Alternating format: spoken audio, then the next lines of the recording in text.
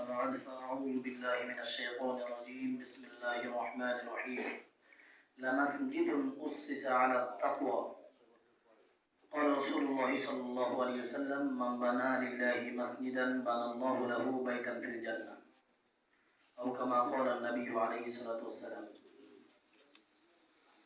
মহাদীপুর সরকারি কলেজ কর্তৃক আয়োজিত মসজিদ নির্মাণের পরিকল্পনার অংশ হিসেবে আজকের এই সুন্দর আয়োজনে উপস্থিত সকলকে সালাম জানিয়ে আমরা আল্লাহ সুবহানাহু ওয়া তাআলার কাছে শুকরিয়া জ্ঞাপন করছি যে আল্লাহ তাআলা এই সুন্দর একটি পরিকল্পনার অংশ হিসেবে আজকের এই আয়োজনে আমাদেরকে উপস্থিত হওয়ার তৌফিক দান করেছি। বলি আলহামদুলিল্লাহ।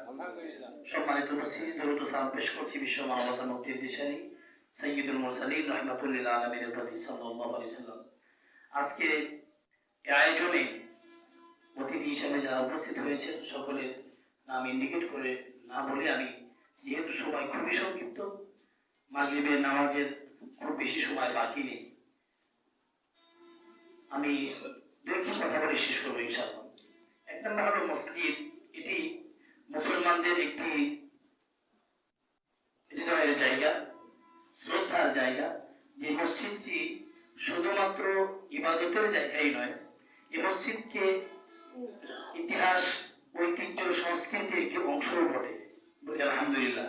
কারণ নবী করিম সাল্লাল্লাহু আলাইহি ওয়াসাল্লাম যে মসজিদ নির্মাণ করেছিলেন, মসজিদ নববী, এটি শুধুমাত্র ইবাদতগাহ ছিল না, এটির মধ্যে বিচারালয় থেকে শুরু করে সর্ব ধরনের সমাজ সেবামূলক কার্যক্রম কিন্তু পরিচালিত হয়েছে। অসুস্থ রোগীদের সেবা, এরপর তালিম, বিশেষ করে আপনার কোরআন শিক্ষার প্রশিক্ষণ, ইসলাম শিক্ষা তাদেরকে দেওয়া হতো এই মসজিদকে কেন্দ্র করে। তো যে মসজিদটি নির্মাণ হতে যাচ্ছে, আমরা জানি মসজিদ মানে সিজদার জায়গা। সিজদা হলো আল্লাহ সুবহানাহু ওয়া তাআলার কাছে, আল্লাহ সুবহানাহু ওয়া তাআলার কাছে আমাদের সর্বোচ্চ আত্মসমর্পণের বহিঃপ্রকাশ করবার জন্য আমরা সিজদা দিয়ে থাকি। সেই সিজদার স্থানকে বলা হয় মসজিদ।